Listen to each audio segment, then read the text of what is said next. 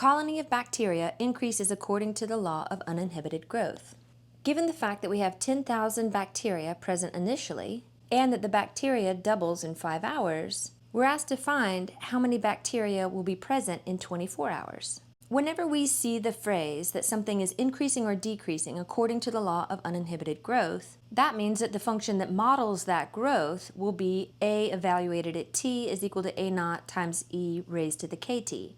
So we need to find a specific exponential growth model that is going to represent our situation. The first thing that we need to do is to use the given initial conditions to find that growth rate, which is k. And once we know how fast the bacteria are growing, or what that rate is, we can create a completed exponential model or formula that is going to enable us to answer any remaining questions. So let's look for the initial conditions that are going to help us to determine how fast the system is growing. So rereading the question, we see that there are 10,000 bacteria present initially. So right away we can tell that this is A naught, which is the initial amount. Remember, that sub-zero represents time is equal to 0, which means that the amount that's present initially or before any time has passed. Now the other initial condition that's going to help us figure out how fast the system is growing is that the number of bacteria doubles in 5 hours. That is information that tells us how fast this is happening, and that's what we're going to use to find the value of k. So we start off with the template for uninhibited growth, and we plug in what we have as far as the initial conditions are concerned. The initial amount is 10,000 bacteria. Nothing is ever plugged in for e. K is the variable that we're trying to solve for. So once we plug in the initial conditions, that should be the only variable that remains. We know that the bacteria doubles in 5 hours, so if it doubles, it's going to grow up to being 20,000, and the amount of time required to get to that doubled quantity is 5 hours. So we plug in all of these initial conditions, and the only remaining variable is k, so that now we can solve for k, which again is the first thing that we need to do. When solving for a variable that's in the exponent, that means that this is an exponential equation. When solving an exponential equation, we're likely going to need logarithms. But before we bring logarithms to the equation, we want to isolate the base that is being raised to that variable power in order to simplify the equation as much as possible. So our first step is to divide off this 10,000. So we end up with 2 on the left and e raised to the 5k on the right.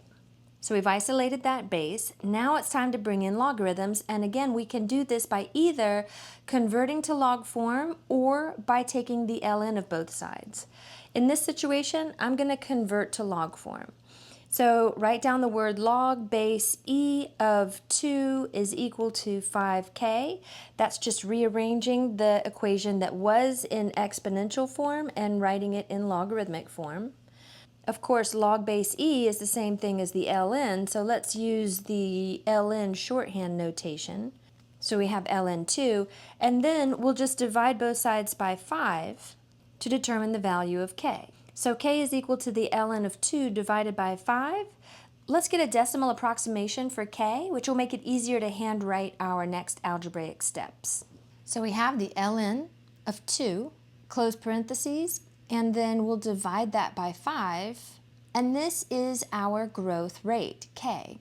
I'm going to store this value into my calculator, anticipating that we're going to need to use this to answer some remaining questions.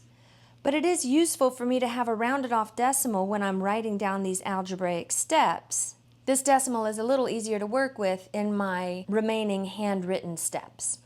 Let's notice that what this k means is that the bacteria is growing at a rate of 13.86% per hour. So we've found the growth rate. Now it's time to write a completed exponential model that represents this scenario, which means that we plug our given and our found information into this uninhibited growth formula. So what we now have is A evaluated at t is equal to, the initial amount is going to stay 10,000, but now we know that growth rate, which is going to go into the k position in our model, and the independent variable is still t.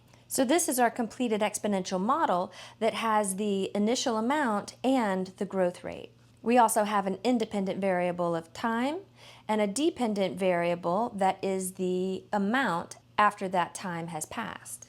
We're now ready to use this exponential model to answer any remaining questions, and the last question is asking how much bacteria is going to be present after 24 hours. Now that we have that model, we can simply plug 24 in for the time to determine the corresponding output, and this can be evaluated in our calculator. But remember, we rounded this off to make it easier to write down, but when we plug it into our calculator, we need to use the exact value in order to prevent a rounding error. We have the exact value stored into X, so it'll be easy to access.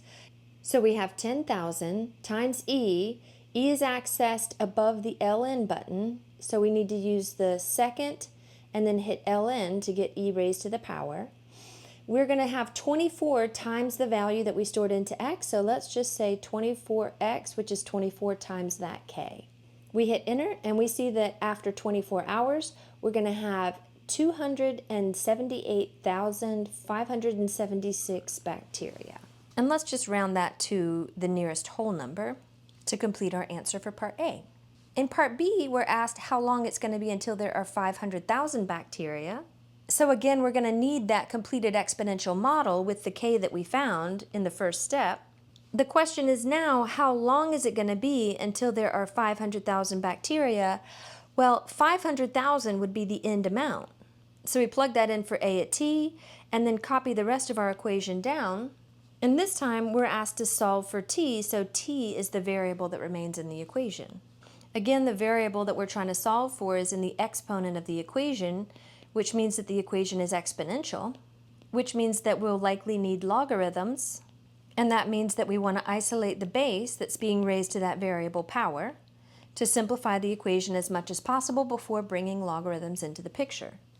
So to isolate the base, we're going to divide off by the 10,000, which leaves 50 on the left-hand side, and e raised to this rounded off decimal that is our K quantity. So we've isolated the base, now we need to bring in logarithms. This time let's take the ln of both sides, again demonstrating that you can either convert to logarithms or take the ln of both sides. And so we'll put both sides into the argument of the same logarithm, so we have ln 50 and ln of 0.1386t.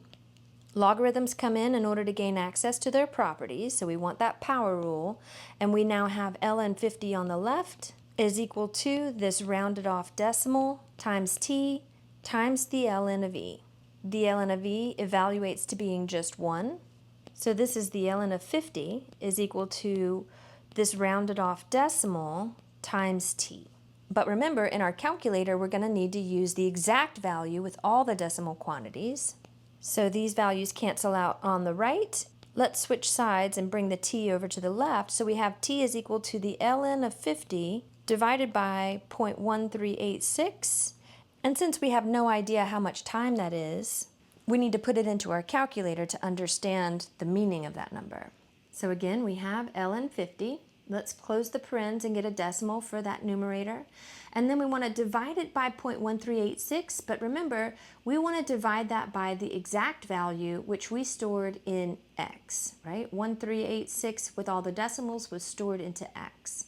So the amount of time needed to get up to 500,000 bacteria is 28.22 if we round up to 2 decimals, and our unit of time was hours.